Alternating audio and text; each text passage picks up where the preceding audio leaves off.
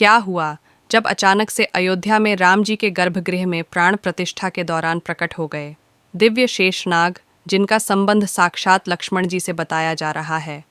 प्राण प्रतिष्ठा के दौरान इतना बड़ा चमत्कार देखकर बड़े बड़े पंडित विशेषज्ञों के साथ साथ देश के प्रधानमंत्री के भी होश उड़ गए। लेकिन इसे काफी शुभ संकेत माना जा रहा है। इसके पीछे की सच्चाई जानकर आपके भी होश उड़ जाएंगे।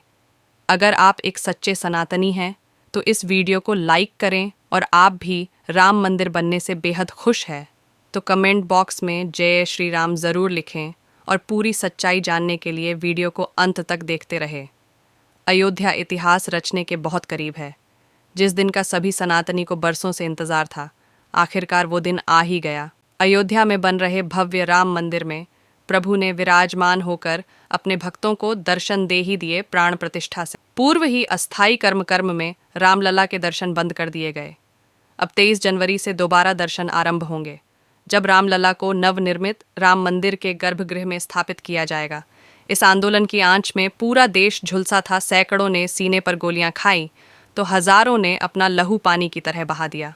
बात हो रही है राम जन्मभूमि यानी अयोध्या। 22 जनवरी को राम मंदिर की प्राण प्रतिष्ठा हुई है। उसमें पूरी दुनिया को भगवान राम के अस्तित्व से रूबरू कराया है। इस कार्यक्रम के लिए 7,000 सादा वीवीआईपी और वीआईपी को न्योता दिया गया है। लेकिन जब 22 जनवरी को विशेष ज्योतिषाचार्य की उपस्थिति में प्रधानमंत्री नरेंद्र मोदी द्वारा प्राण प्रतिष्ठा का कार्यक्रम किया जा रहा था, उसी दौरान जो बड़ा चमत्कार हुआ उसकी जानकारी आगे हमारे यूट्यूब चैनल महादेव की भक्ति पर हम आपको देने वाले हैं। सच्चाई सुनकर आपके भी रोंगटे खड़े हो जाएंगे। जितना राम मंदिर निर्माण की चर्चा हो रही है, उससे ज़्यादा प्राण प्रतिष्ठा को लेकर भी हो रही है। जब नरेंद्र मोदी प्रतिष्ठा की तैयारी करने पहुंचे, चारों भाइयों के साथ रामलल्ला की छोटी प्रतिमा और 5 फुट की बालक स्वरूप रामलल्ला की बड़ी प्रतिमा गर्भगृह में स्थापित की गई। सबसे पहले तो प्राण प्रतिष्ठा में जितने भी हमारे यहाँ देवता हैं, नवग्रह है और जितनी राशियाँ हैं, सभी को शांति करने के लिए पूजा अर्चना हुई। ये सब करने के बाद में मूर्ति के शुद्धिकरण किया और मंत्र जाप शुरू किया गया। ये मंत्र काफ़ी वैदिक होते हैं। इन मंत्रों में ऐसी शक्ति होती है कि ये किसी भी मूर्ति के अंदर प्राण डाल सकते हैं। लेकिन जब प्राण प्रतिष्ठा का कार्यक्रम चल रहा था, इस दौरान वहाँ पर एक ऐसा चमत्कार हुआ जिसे देखकर सभी पंडितों के और वहाँ खड़े सभी लोगों के होश उड़ गए। गर्भगृह में प्रभु श्री राम की मूर्ति में चरणों के पीछे से अचानक सांप का एक छोटा बच्चा बाहर निकल आया, जिसे देखने के बाद सभी लोगों का यही मानना था। स्वयं शेषनाग ने प्राण प्रतिष्ठा के इस कार्यक्रम में आहुति दी है। सभी लोगों ने उन्हें प्रणाम किया और सुरक्षित तरीके से बाहर मंदिर परिसर के बाहर छोड़ दिया गया। लेकिन सबके मन में यही सवाल था, गर्भगृह बहुत सुरक्षित है, चारों तरफ से अंदर किसी जीव जंतु के आने की कोई संभावना नहीं है, तो सांप को छोटा सा सांप का बच्चा मूर्ति के पैरों में आखिर कहाँ से आया था? क्या वह वहां पर चमत्कारी रूप से प्रकट हुआ था?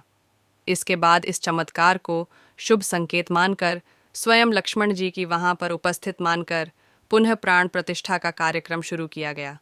अब सबको इंतजार था उन 84 सेकंड का। आज के दौरान प्रभु श्री राम की आंखों से पट्टी हटने वाली थी और मूर्ति में प्राण प्रतिष्ठा होने वाली थी। इन 84 सेकंड को विशेष मुहूर्त के तौर पर देखा जाता है, जिसे अभिजीत मुहूर्त कहते हैं। 11 बजे से लेकर 12 बजे के बीच कुछ सेकंड होते हैं, और जैसे ही 11 से 12 बजे के बीच अभिजीत मुहूर्त का निर्माण हुआ, उन खास 84 सेकंड के दौरान विशेष ज्योतिष आचार्य द्वारा प्रभु श्री राम की आंखों की पट्टी खोल दी। मूर्ति की आंखों के सामने रखा हुआ कांच अपने आप टूट गया और मूर्ति की प्राण प्रतिष्ठा संपन्न हुई। मतलब कहाँ जाए कि प्राण प्रतिष्ठा अर्थात पत्थर की मूर्ति के जीवंत करना है। पत्थर की मूर्ति हो, चाहे धातु की मूर्ति हो, चाहे लकड़ी की मूर्ति हो, जो भी मूर्ति होती है, प्राण प्रतिष्ठित होने पर ही वह पूजनीय होती है। यदि प्राण प्रतिष्ठा नहीं है तो वह मूर्ति नहीं है। तो इसीलिए उसकी विधि विधान से प्राण प्रतिष्ठा की व्यवस्था है।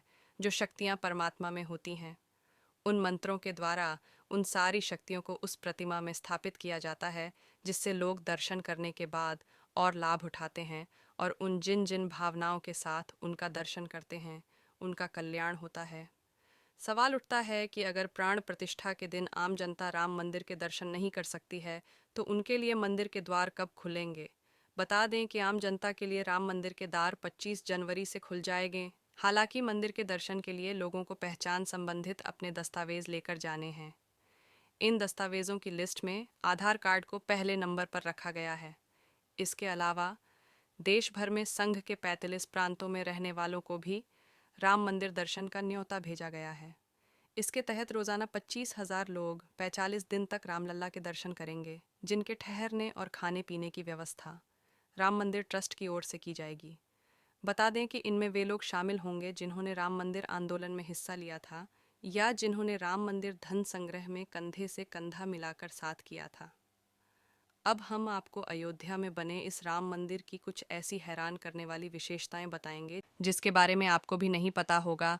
और अगर आप एक सच्चे राम भक्त हैं तो वीडियो के साथ अंत तक जरूर। बन रहे मंदिर का निर्माण प्राचीन भारत की नागर शैली में किया गया है। मंदिर की ऊंचाई कुतुब मीनार की लगभग 70% है। अयोध्या में भव्य राम मंदिर भारतीय पारंपरिक विरासत का एक सुविचार इन वैज्ञानिक रूप से क्रियान्वित और अद्भुत नमूना है। अयोध्या में लगभग 3 एकड़ भूमि पर बना यह मंदिर 161 फीट ऊंचा, 235 फीट चौड़ा है और इसकी कुल लंबाई 360 फीट है। मंदिर को मजबूत बनाने के लिए खास जोर दिया है। स्किनी प्लंथ फीट गहरी है और फाउंडेशन पूरी तरह स्टोन से बना है। मंदिर में लोहिया स्टील का इस्तेमाल नहीं किया गया है, जिस कारण यह मंदिर 1000 सालों से ज्यादा समय तक सुरक्षित रहेगा। मंदिर का निर्माण इस तरह से किया गया है कि रिक्टर स्केल पर 7 की तीव्रता का भूकंप भी इसका कुछ नहीं बिगाड़ पाएगा। राम मंदिर में कुल 46 दरवाजे लगेंगे। इनमें से 42 दरवाजे पर 100 किलो सोने की परत चढ़ाई है। सीढ़ियों के पास 4 दरवाजे लगे हैं जिन पर सोने की परत नहीं होगी। मंदिर के दरवाजों को महाराष्ट्र की सागौन की लकड़ी से बनाया गया है। इन पर हैदराबाद के कारीगरों ने काशी का काम किया है। मंदिर में रामनवमी के दिन भगवान राम का अभिषेक सूर्य की किरणों से होगा। दोपहर के समय जब सूर्य दक्षिण की ओर होगा तब मिरर और लेंथ से सूर्य की रोशनी रिफ्लेक्ट होकर भगवान के ललाट पर पड़ेगी। सच में दोस्तों, राम मंदिर का इतिहास बहुत बड़ा है और हम सभी इसके इतिहास के सामने बहुत छोटे हैं।